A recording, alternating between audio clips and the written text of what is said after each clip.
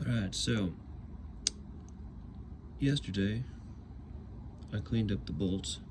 Today I get to clean up some threads.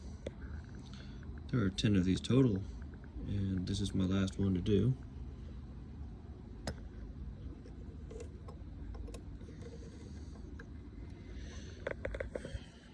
This is a hand tool designed to hold the tap into it.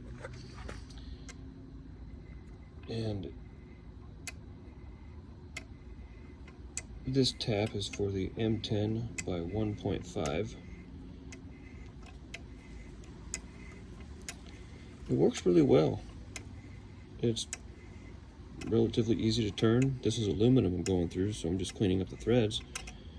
This will make the whole thing getting bolted together a lot easier. There was some loctite and other crap that was in there, some dirt and whatnot. About 20 years of corrosion.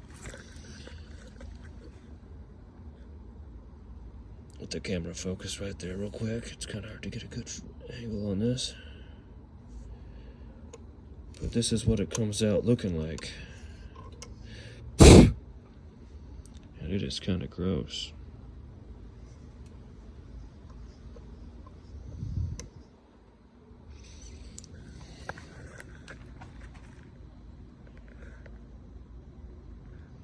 There we go.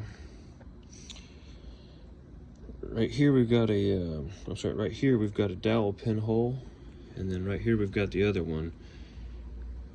There are a total of 10 of these on the differential housing. It's really not too bad of a deal here, but if the threads are all gummed up, it's going to be hell getting the bolts in. Since I got it apart and I'm doing gaskets, I'm going to go ahead and put a brand new cleaned up thread in there and got the bolts done. It should go back together relatively smooth. Should be convenient. Thanks for watching.